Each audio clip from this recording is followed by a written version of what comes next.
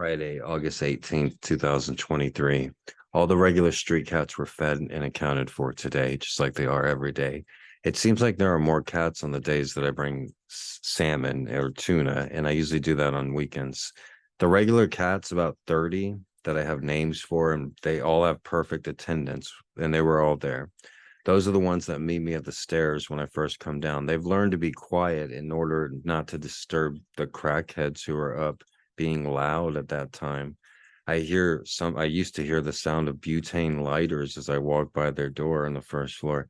Some of the same people are the ones who complained about me feeding the cats when they're sharing a one bedroom apartment with 4 or 5 people. They really got their priorities messed up. I saw Skippy today. He's the part hairless cat that I got neutered a few months ago. And I hadn't seen him in a while. He was all cleaned up with no cuts or bruises from fighting. And I couldn't believe how clean he was. I didn't even recognize him at first. I actually forgot his name too. I was like, hey, you he was looking at me like, it's Skippy. Skippy. Remember? You named me right around the time you had my balls cut. I was like, oh, yeah, Skippy. It was the last of my salmon tomorrow I'll bring, and I'll make it a salmon Saturday. It's the most expensive thing I feed the cats is the canned salmon. It costs about $3 per can. So I try to eat some too while I'm divvying it all out.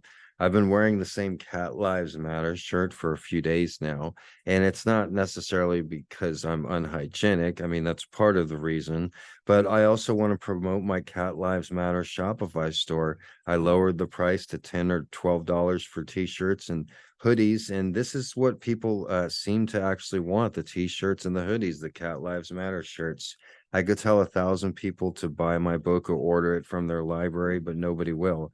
If I tell 10 people to buy a Cat Lives Matter t-shirt, a few of them actually do.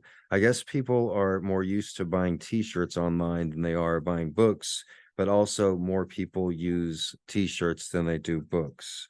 I woke up late today. I didn't get out of bed until 3:30 a.m., so I had to hurry up, get ready, feed the inside cats, get my basket packed for the colony, and still get down there by 4 a.m.